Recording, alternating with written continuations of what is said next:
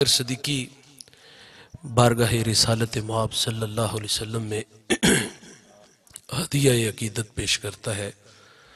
बज़्म कौनैन सजाने के लिए आप आए, शम्मे तौहीद जलाने के लिए आप आए, एक पैगाम जो हर दिल में उजाला कर दे, सारी दुनिया को सुनाने के लिए आप आए, एक मुद्दत से भटकते हुए मंजिल की तरफ दूर तक राह दिखाने के लिए आप आए, नाखुदा बन के उबलते हुए तूफानों में कश्तियां पार लगाने के लिए आप आए।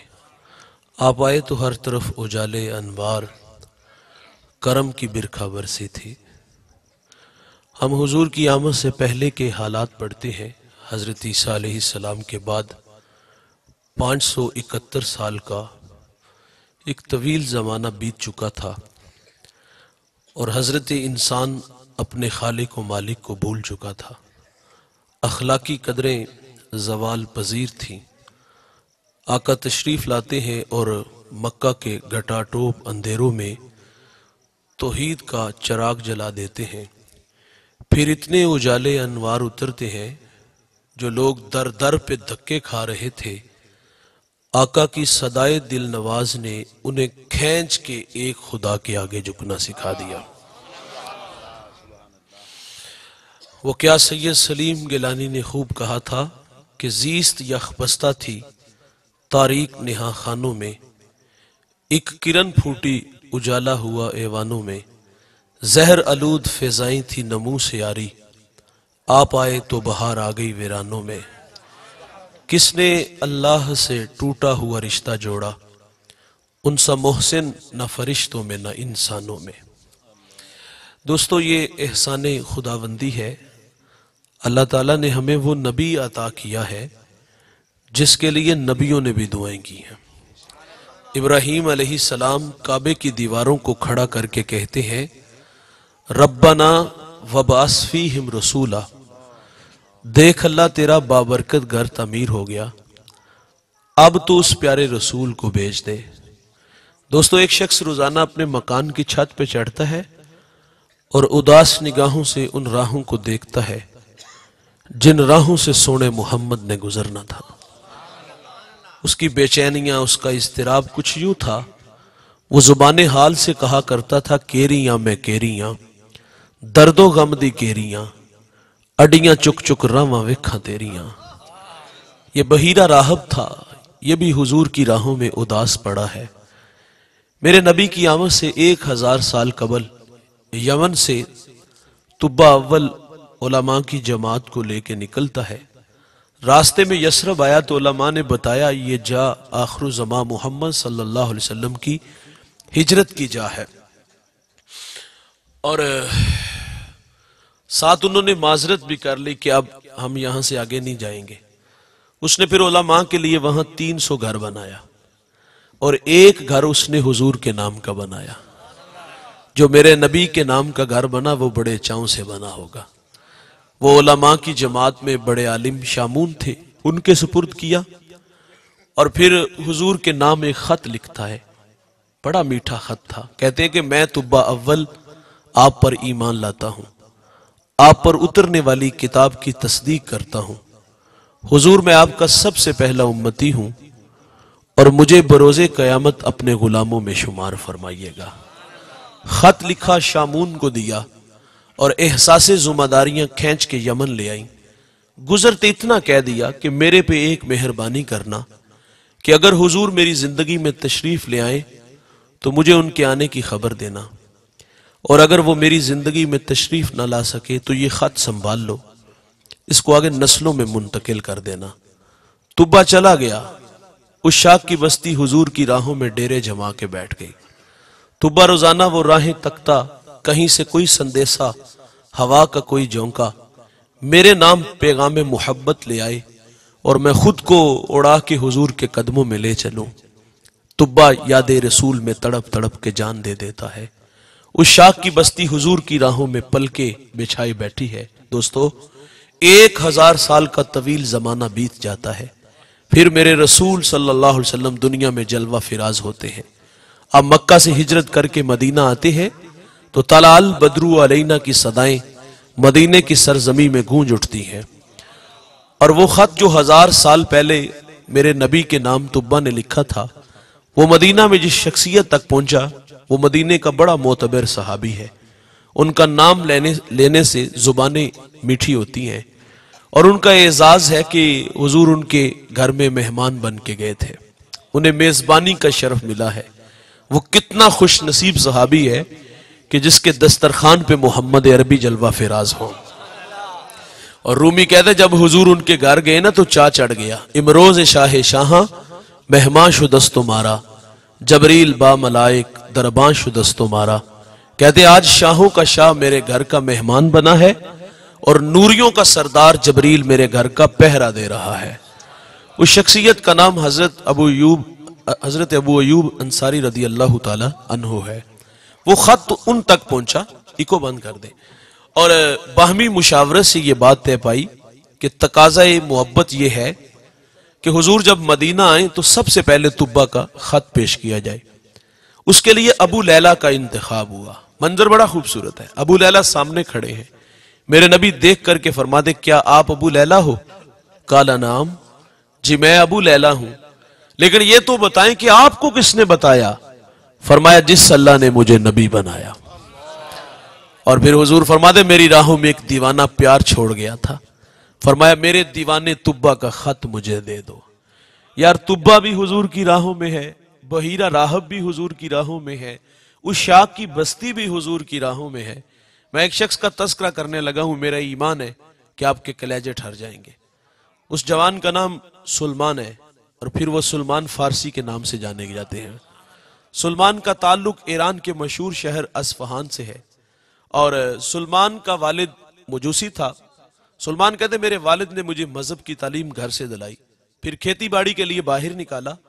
فرمایا سرے راہ عیسائیوں کا گرجا گھر آیا، جی چاہا کہ ان لوگوں کی مذہبی زندگی دیکھوں یہ لوگ کیسے ہیں۔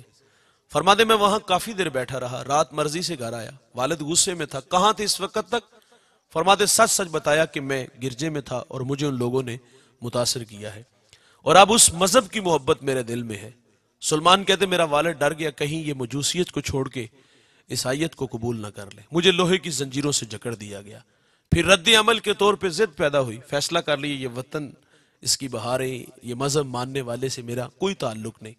کہتے مجھے سبیل ملی اور میں ملک شام آ گیا، وہاں ایک عالم سے ملاقات کی، اپنے حالات سے آگاہ کیا کہ اس مذہب کی محبت مجھے یہاں تک لے آئی ہے، شہر کی سرداری کو ٹھوکر مار کے آیا ہوں، تشنا ہوں میری پیاس بجھاؤ۔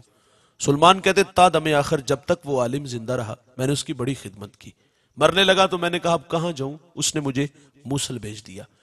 فرماتے میں نے اس عالم کی بھی بڑی خدمت کی، وہ مرنے لگا تو میں نے اس سے بھی کہا اب جاؤں تو کہاں جاؤں؟ اس نے مجھے نصیبین بھیج دیا۔ فرماتے وہاں جو عالم تھا اس سے ملاقات کی، اس کی خدمت کی، جب وہ مرنے لگا تو میں سراپا سوال بن کے اس کے سامنے بھی کھڑا ہو گیا، اب کس چوکھٹ کا مجھے بیکاری بناؤ گے؟ اس نے کہا تو اموریا چلا جا۔ کہتے میں اس کی دہلیز تک پہنچا، اس کی بھی بڑی خدمت کی، جب وہ مرنے لگا تو میں کاسے گدائی لیے سامنے کھڑا تھا، اب جاؤں تو کہاں جاؤں؟ اس نے کہا سلمان باخدا اب میری نظر میں کوئی ایسا شخص نہیں جس کی خدمت میں بھیجوں۔ جب یہ بات کی تو دل کی نیا ڈوبنے لگی، اندھیرے چھانے لگے، ایسا لگا کہ دیوار آ گئی۔ اس عالم نے جب ڈوبتی نیا دیکھی تو کنارہ دیتا ہے۔ اس نے کہا سلمان میں نے کہا باخدا میری نظر میں کوئی نہیں جس کی خدمت میں بھیجوں، تو کہا پھر کہاں جاؤں؟ تڑپ سا گیا سلمان، کہا سلمان اب آخر زمان محمد کا زمانہ قریب آ گیا۔ نخلستان یہ ان کی ہجرت گاہ ہے، دو جلے میدانوں کے درمیان تشریف لائیں گے۔ سلمان کہتے اگر وہ سرزمین پالوں تو اس نبی کو پہچانوں گا کیسے؟ کہا ان کی 3 نشانیاں، نمبر 1 صدقہ نہیں لیں گے، نمبر 2 ہدیہ قبول کریں گے، نمبر 3 ان کے دونوں کندھوں کے درمیان محاذ قلب پہ مہر نبوت ہے۔ کہا سلمان اگر تو وہاں پہنچ سکتا ہے تو پہنچ جا۔ کہتے میں نے رخت سفر باندھا، سرے راہ بنی کلب کا قافلہ ملا، میں نے ان سے کہا میرے پاس کچھ گائیں اور بکریاں ہیں، یہ مجھ سے لے لو اور اپنی سرزمین تک پہنچا دو۔ سلمان کہتے وہ اس بات پہ راضی تو ہوئے لیکن بڑے ظالم تھے کہ ایک جگہ پہ جا کے انہوں نے مجھے غلام بنا لیا۔ غلامی بڑی تلخ ہوتی ہے، کہتے بڑے دھکے کھائے، کہتے انہوں نے پھر مجھے ایک یہودی کے ہاں فروخت کر دیا۔ فرماتے اس یہودی نے میرا سودا ایک اور یہودی سے کیا، فرماتے اس یہودی کا تعلق حضور کے شہر مدینہ سے تھا۔ اب منزل نصیب ہو گئی، حضور کو اڑیکنے لگے. کہتے ایک دن میں باغ میں تھا, کھجور کے درخت پہ چڑھا تھا کہ اچانک میرے مالک کا چچا زاد بھائی آیا, اس کی خدمت میں لگے تھے اور بڑے غصے میں تھا کہ کہتا خدا ستیہ ناس کرے اوس و خزرج کا, ایک شخص ادعائے نبوت مکہ سے ہمارے یہاں یثرب آیا اور لوگ اس کے گرد جمع ہو گئے. سلمان کہتے میرے جسم پر کپ کپی تاری ہوگی, اوپر سے چھلانگ لگا دی, انجام سے باخبر تھا, سوال پہ پیٹا جاؤں گا, لیکن آ کے جب نام حضور کا لیا تو اس نے منہ پہ مکہ مار دیا. رات کی تاریکی چھائی. سلمان کہتے میں کھانا لے کے حضور کی خدمت میں حاضر ہوا. حضور اس وقت قبا میں اپنے غلاموں کے جرمٹ میں تھے. اللہ اکبر, کتنی دیر کے بعد آج حضور کی چوکھٹ نصیب ہو رہی ہے. جب تک بکے نہ تھے کوئی پوچھتا نہ تھا, تو نے خرید کے انمول کر دیا, اور تیری پہلی نظر کا وار توبہ, دل اب تک دعائیں دے رہا ہے. سلمان کی ملاقات حضور سے ہونے جا رہی ہے. حضور قبا میں ہے, غلاموں کے جھرمٹ میں ہے. سلمان کہتے میں نے کھانا پیش کیا کہ آپ ایک لمبا سفر کر کے مکہ سے ہمارے یہاں یثرب آئے ہیں اور میرے پاس یہ صدقے کا کھانا ہے, آپ اس کے زیادہ حقدار ہیں, قبول کریں. سلمان کہتے حضور نے وہ کھانا خود نہیں کھایا, غلاموں میں بانٹ دیا. ایک نشانی پوری ہوگی. کہتے میں دوبارہ پھر حاضر ہوا, میں نے عرض کیا حضور یہ صدقہ نہیں ہدیہ ہے. حضور نے قبول فرما لیا. دو نشانیاں پوری ہو گئی. کہتے کہ ایک نشانی باقی. کہتے حضور ایک دن بقیع میں اپنے غلام کی تدفین میں مشغول تھے اور میں بھی وہاں موجود تھا. کہتے میں حضور کے پیچھے آ کے کھڑا ہو گیا کہ آج مہر نبوت کی زیارت نصیب ہو جائے. کہتے جب پیچھے آ کے کھڑا ہوا حضور پلٹ کے میری طرف دیکھتے ہیں, ہائے ہائے ہائے, حیا سے آنکھیں جھک جاتی ہیں, آنکھوں میں اداسیاں, دل میں محبت کی کائنات تھی. میرے رسول کمر سے چادر اٹھا دیتے ہیں, مہر نبوت کو دیکھتے ہیں, آگے بڑھتے ہیں, بدن سے لپٹتے ہیں, چومنا شروع کر دیتے ہیں, آنکھوں میں اتھرو آ گئے. اور حضور فرماتے سلمان سامنے آ کے بیٹھو نا اور بتاؤ ہمارا پیار تمہیں کہاں سے کھینچ لایا. پھر سلمان کہانی کچھ یوں کہہ دیتا ہے, کبھی عرش پر کبھی فرش پر, کبھی ان کے در کبھی در بدر, غم عاشقی تیرا شکریہ, میں کہاں کہاں سے گزر گیا. دوستو سلمان فارسی بھی حضور کی راہوں میں ہے, طبہ اول بھی حضور کی راہوں میں ہے, اس شاک کی بستی بھی حضور کی راہوں میں ہے, بحیرہ راہب بھی حضور کی راہوں میں ہے. اللہ کی خلیل اللہ کا گھر بنا کے کہتے ربنا وبعث فیہم رسولا, دیکھ اللہ تیرا گھر بن گیا, اب تو بھیج دینا اسے. یار میں آپ سے سوال کرتا ہوں, مجھے بتاؤ کیا ہمیں تہجد کے وقت اٹھنا پڑا, ٹھنڈے پانی سے وضو بنانا پڑا, مصلی بچھانا پڑا, پیشانی جھکانا پڑی, منت سماجی کرنا پڑی؟ نہیں دوستو, ہم سوئے ہوئے تھے, ہمارا بخت سولا نکلا ہے. ہمیں باد صبا کے جھونکوں نے پیغام دیا, مدینے سے ٹھنڈی ہواؤں نے سندیسے دیے. آنکھ کھلی تو ماحول میں تازگی اتنی تھی, خوشبو اس قدر پھیلی ہوئی تھی. آنکھ کھلی, گھر والے مسجد سے مؤذن لے آئے اور وہ کان میں آ کے پیغام دیتا ہے, مبارک ہو کہ تم محمد کے غلام بن کر آ رہے ہو. اس بات پہ میں اور آپ جتنا بھی فخر کرے وہ کم ہے. وہ نیازی کہا کرتے تھے نا کہ یہ میری خوش قسمتی, میں تیرا امتی, یاد ان کی نہ بھولو نیازی کبھی, وہ کہیں امتی تو بھی کہ یا نبی. میں ہوں حاضر تیری چاکری کے لیے, اور فخر کا دل میں دریچہ باز کرنا چاہیے, جن کا تو آقا ہے ان کو ناز کرنا چاہیے. ہمیں سو ناز ہے اس پر کہ ہم تیرے ہی منگتے ہیں, کوئی بھی در تیرے در کے سوا ہم نے نہیں دیکھا, حبیب دو سرا سا دوسرا ہم نے نہیں دیکھا. جو پہنچا ہو سرے عرش اولا, یہ ہمارا اعزاز ہے کہ حضور ہمارے ہیں. کتنے لوگ انتظار کرتے رہے. اللہ کے نبی موسیٰ علیہ السلام ایک دن اللہ سے کہتے اللہم انی اجد فی الالواح امتا ہم السابقون الاولون فاجعلہم امتی, قال تلک امت احمد. مالک میں نے الواح تورات میں ایک امت کو پڑھا ہے جو آئے گی سب سے آخر پہ, لیکن وہ نمبر پہلا لے جائے گی. اے اللہ وہ امت میری امت بنا دے. فرمایا وہ تو میرے پیارے احمد کی امت ہے.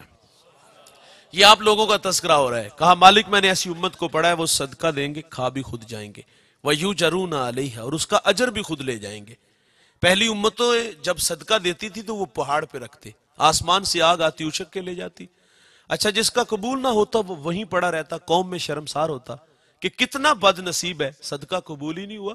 دوستو ہمارا مال حلال کا ہے یا حرام کا, ہم نے جائز طریقے سے کمایا یا ناجائز طریقے سے, لوگوں کی ہڈیاں توڑی یا خون نچوڑا, جیسے بھی کمایا نہیں یہ ہمیں پتا ہے. قبول وہی ہوگا جو رزق حلال ہوگا. حرام کا کروڑوں بھی دیں گے تو قبول ہے نہیں ہوگا. پہلی مہربانی یہ ہوئی کہ اللہ نے ہمارے عیبوں پہ پردہ ڈال دیا, ہمیں شرمندگی سے بچا لیا. دوستو اگر ان کا قبول ہوتا تھا تو وہ کھا نہیں سکتے تھے, آگ لے جاتی تھی. ادھر ماجرا کیا ہے, خود دیا خود کھایا اجر بھی خود لے گے. اللہ وہ امت میری امت بنا دے. فرمایا وہ تو میرے پیارے احمد کی امت ہے. ایک اور سوال کیا مالک میں نے ایسی امت کو پڑھا ہے وہ نیکی کا ارادہ کریں گے. نیکی کی نہیں, دل میں شوق پیدا ہوا ہے کہ میں دکھیوں کے کام آؤں گا, میں بیواؤں کے کام آؤں گا, میں کانٹوں بھری بستی میں سنت کے پھول اگاؤں گا, جیوں گا اللہ کے لیے, مروں گا اس کے دین کے لیے, میری دھڑکنیں میری سانسیں قرآن کی نوکری میں گزرے گی. یہ نیکی کا ارادہ ہے. ابھی کسی دکھیے کے کام نہیں آیا, ابھی کسی گرتے کو سہارا نہیں دیا, ابھی کسی کو کھینچ کے مسجد میں نہیں لایا, ابھی کسی کی پیشانی میں سجدوں کا نور نہیں لایا, ابھی کسی کی آنکھوں پر حیا کے پہرے نہیں بٹھائے, ابھی کسی کے کانوں میں قرآن کے نغمے نہیں لایا. یہ نیکی کا ارادہ, جذب حرارت پیدا ہوئی. یہاں بیٹھے اللہ رسول کی باتیں سنی, کیفیات بدلی, ارادے بدلے, دوست بدلے, تو اللہ نیک ارادوں کا احترام کرتا ہے. کھاتے میں نیکی ڈال دی جائے گی. کہا مالک وہ نیکی ایک کریں گے, لکھی ایک نہیں 10 جائیں گی. وہ امت میری امت بنا دے. فرمایا وہ تو میرے پیارے احمد کی امت ہے. ایک اور سوال کیا, اللہ ایسی امت کو پڑھا ہے وہ گناہ کا ارادہ کریں گے. گناہ کیا نہیں, پروگرام بنائے کہ رات شراب خانے میں شراب کے جام اڑائیں گے, بند کمروں میں آبرو ریزی کریں گے. منحوس خیال آ گیا کہ میں تنکوں کے نشے من میں, میری ہمسائیگی میں بسنے والے سنگے مرمر کے بنے گھروں میں رہیں, میرے بچے نانے شبینہ کو ترسے اس کے گھر میں گھی کے چراغ جلے, میں قسم پرسی کی زندگی گزاروں, وہ عیش و عشرت میں رہے. منحوس خیال یہ آیا کہ میں رہزن بنوں گا, لٹیرا بنوں گا, ہاتھ حرام کی طرف بڑھاؤں گا. یہ گناہ کا ارادہ ہے. ابھی شراب کے جام لبوں سے نہیں لگے, ابھی کسی کی بیٹی کی عزت پہ ہاتھ نہیں ڈالا, سود کا دھندا نہیں شروع کیا, ہاتھ حرام کی طرف نہیں بڑھایا. یہ گناہ کا ارادہ. اچھا یہ نہیں ہے کہ یہاں گناہ کا ارادہ کیا تو اللہ نے فرشتے کو حکم دے دیا کہ میرے بندے کے دماغ کی سکرین پر اس وقت جو گندے خیال آ رہے ہیں وہ مجھے پسند نہیں, کھاتے میں ڈالو گناہ. وہاں تو ارادہ کیا, عطا کی گئی. یہاں گناہ کا ارادہ کیا ہے تو حکم نہیں گناہ لکھو, یہاں روک لیا جاتا ہے. ہو سکتا ہے یہ جو قدم سیلمے گھر کی طرف اٹھ رہے ہیں اللہ کے گھر میں آ جائے, یہ جو ہاتھ حرام کی طرف بڑھا رہا ہے اللہ کے تھوڑے پر ہی راضی ہو جائے. یہاں روک لیا گیا. دوستو موسیٰ علیہ السلام عرض کرتے ایسی امت کو پڑھا ہے وہ گناہ کا ارادہ کریں گے. ارادے سے نہیں لکھا جائے گا, ہو جائے گا تو لکھا بھی ایک جائے گا. دوستو انسان کی فطرت میں بھول جانا بھی تو ہے نا.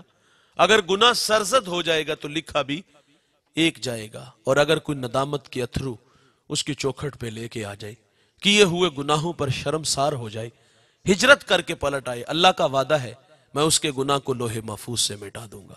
ہم تو مائل بکرم ہیں کوئی سائل ہی نہیں, راہ دکھلائیں کسے کوئی راہ روے منزل ہی نہیں. جو گناہ چھوڑتے ہیں عادت باری تعالیٰ ہے, وہ گناہوں پر کرم کا قلم پھیر دیتا ہے. بھائی یزید بستامی کے شہر میں ایک عورت نے گھر بنایا, اداؤں سے لوٹنے لگی. کسی نے بھائی یزید سے کہا حضرت آپ کا منصب آپ سے کچھ تقاضے چاہتا ہے, اس راستے کو روکیے. بھائی یزید مسلح لے کے چلے گئے. جو جوان آتا دیکھتا واپس پلٹ جاتا, کیونکہ حیا مانے تھا. اس وقت آپ اندازہ کرو کس قبیل کے لوگ جن کی راتیں کہاں گزرتی ہیں, طوائفہ کے پاس, وہ بھی علماء کو عزت دیتے تھے نا. بھائی یزید کو دیکھ کے رستہ بدلتے ہیں. اور آج تو ہم جس کے پیچھے نماز پڑھتے ہیں نا, باہر جا کے اس کی پگڑی اچھالتے ہیں, اس کی ذات پہ تبصرے کرتے ہیں. میرا تعلق بھی ایک دیہات سے, اور یہ بھی دیہات ہی ہے. ہمارے دیہاتوں میں جمعرات کو وہ چندہ اکٹھا کرتے تھے, اور کچھ لوگوں کی عادت ہے وہ نماز بھی پڑھتی ہیں اور پھر مولوی پہ شک بھی کرتے ہیں. وہ چھت پہ چڑھ کے وہ کاپی پینسل لے کے بیٹھ جاتے ہیں اور بعد میں پوچھتے کتنے پیسے ہوں. 250-300 روپیہ ہوتا ہے. واصف علی واصف کہتے ہیں تسلیم کے بعد تحقیق گمراہی ہوتی ہے. پہلے تحقیق کرو, جس کو مسلح پہ کھڑا کر رہے ہو اس قابل ہے کہ نہیں ہے. اگر وہ ہے تو پھر اس میں عیب نہ نکالو, یہ زیادتی ہوتی. فقہ کا مسئلہ اگر دل میں اتنی بات آ جائے نا کہ میرے کپڑے امام کے کپڑوں سے اچھے, نماز ہی نہیں ہوتی, تو جس کو مسلح پہ کھڑا کرو نا اس کو عزت بھی دیا کرو. بایزید کو دیکھ کے کون راستہ بدلتے, کوئی نمازی نہیں ادھر آ رہا تھا, ان کی دنیا ہی الگ تھی, وہ راتیں طوائفوں کے پاس گزارتے تھے, لیکن بایزید کو دیکھ کے راستہ بدل لیتے. اس نے کہا نیچے دیکھو آج کوئی آشنا نہیں آیا. نیچے ملازمہ کو اس نے بھیجا, اس نے کہا نیچے تو مولوی صاحب ہے. کہا جاؤ مولوی کو کہو کہ اللہ اللہ کرنا ہے تو مسجد میں کرو, یہ ہمارا دھندا ہے, ہمارا کاروبار ہے. بایزید نے جو اس کا بنتا تھا اس کی ہتھیلی پہ رکھا, کہا جو کہوں گا کرو گی. کہا پابند ہوں. آپ نے لباس دیا, فرمایا بیٹا غسل کر کے یہ حیا والا لباس پہنو. وہ لباس پہن کے آگے اس کو مسلح پہ کھڑا کیا, اس کی پیشانی اللہ کے حضور جھکا دی. بایزید تڑپ سے گئے, کہتے مالک یہاں تک لانا بایزید کا کام تھا, آگے دل کی دنیا کا بدلنا مولا تیرے ہاتھ میں ہے. جب سجدے میں سارا آیا تو رحمت کی برکھا برسنے لگی, ندامت کے قافلے اترنے لگے. کیے پہ شرمندہ ہونے لگی، کہاں بٹکی کہاں الجھی، ساری زندگی خدا کو ناراض کرتی رہی، اس کی دہلیز سے اتنا دور چلی گئی، پھر سجدے میں سر رکھ کے کہتی مالک آ گئی ہوں تیری دہلیز پہ اور میں معافی کی بھیک مانگتی ہوں۔ پھر رحمت کی برکھا برس رہی تھی اور بایزید رو رو کے کہہ رہے تھے یا اللہ یہاں تک لانا میرا کام ہے، آگے دل کی دنیا کا بدلنا تیرے ہاتھ میں ہے۔ سجدے سے سر اٹھاتی ہے تو وقت کی ولیہ بن جاتی ہے، اور پھر اس کی نسل سے 90 ولی پیدا ہوئے۔ ہاں بھائی، جو معافی مانگتے ہیں اللہ کی عادت ہے وہ معاف کر دیتا ہے۔ دامن تو پھیلاؤ نا، ہاتھ تو جوڑو نا، کو منہ تو رونے والا بناؤ نا، معافی والا کی شکل بھی تو لے کے آنی چاہیے نا۔ سری سکتی فرماتے میں گزر رہا تھا تو میں نے سر راہ ایک شرابی دیکھا، گندی نالی میں اس کا منہ ہے اور وہ اللہ اللہ کر رہا تھا۔ فرماتے میرے دل میں رحم پیدا ہوا کہ چاند سا چہرہ کہاں گندگی میں پڑا ہے۔ فرماتے اس کو اٹھایا، اس کا منہ دھویا، کان میں صرف اتنا کہا او بندے خدا، ناپاک منہ سے اس پاک ذات کا نام لے رہے ہو۔ یہ بجلی تھی جو دل پہ گری۔ بایزید کہتے میں مسجد میں گیا تہجد کے وقت تو میری آنکھیں کیا دیکھتی، کل جو شراب کے نشے میں گندی نالی میں پڑا تھا وہ مجھ سے پہلے مصلی پہ کھڑا ہے۔ فرماتے میں بڑا حیران ہوا، مالک یہ تو بہت بڑا شرابی تھا۔ ہاتف سے آواز آئی سری سکتی تو نے ہماری خاطر اس کا منہ دھویا، ہم نے تیری خاطر اس کا دل دھو دیا۔ جو معافی مانگتے ان کے لیے دروازہ کھلا ہے۔ علامہ سعدی لکھتے ہیں شارح مسلم مفسر قرآن، ایک بوڑھا ہر سال حج کے لیے جاتا تھا۔ ایک دفعہ کسی نوجوان کو ساتھ جانے کا اتفاق ہوا، اللہ کے گھر میں پہنچے بوڑھے نے لبیک کہا تو ہاتف سے آواز آئی لا لبیک، بوڑھے تیرا کوئی حج نہیں۔ بندہ یہاں سے 4000 کلومیٹر کا سفر کر کے جائے اور جا کے وہاں خدا کو کہے کہ میں آ گیا ہوں اور اللہ کہے تو آئے ہی کوئی نہیں، کیا ہے اس کے پلے؟ اس جوان نے جب سنا نا لبیک پہ لا لبیک کی کہا بابا جی آواز نہیں سنی؟ کہا بیٹے یہ آواز میں 70 سال سے سن رہا ہوں۔ کہا پھر بھی آتے ہو؟ اب کلیجہ پھٹنے لگا، رو کے کہا بتا اس در کے علاوہ کوئی در ہے جہاں جا کے دامن پھیلاؤں؟ بس اتنا کہنا تھا کہ رحمت خداوندی جوش میں آئی۔ ہاتف سے آواز آتی جا بوڑھے ہم نے تیرے 70 کے 70 حج قبول فرما لیے۔ کہا اللہ ایسی امت کو پڑا ہے وہ گناہ کا ارادہ کریں گے، ارادے سے نہیں لکھا جائے گا، ہو جائے گا تو لکھا بھی ایک جائے گا۔ اے اللہ وہ امت میری امت بنا دے۔ فرمایا وہ تو میرے پیارے احمد کی امت ہے۔ 9 سوال تھے دوست، ہر سوال پہ ایک ہی جواب ملا، تو آخر پہ حضرت موسیٰ علیہ السلام عرض کرتے ٹھیک ہے اللہ وہ امت میری نہیں بنانی تو نہ بنا، مجھے ہی اس محمد کا امتی بنا دے۔ تو پھر ہم کیوں نہ کہیں یہ میری خوش قسمتی، میں تیرا امتی، یاد ان کی نہ بھولو نیازی کبھی، وہ کہیں امتی تو بھی کہہ یا نبی۔ یار میرے نبی نے 63 برس اس امت میں گزارے، یہاں توجہ چاہوں گا گفتگو سمیٹ لیتا ہوں۔ 63 برس اس امت میں گزارے اور ساری زندگی ہمیں یاد رکھا۔ فضل بن عباس کہتے حضور کو جب مرکد نور میں اتارا گیا تو میں نے دیکھا لب حرکت میں تھے، کان قریب کر کے سنا تو حضور اس وقت بھی فرما رہے تھے اے اللہ میری امت کی مغفرت فرما دے۔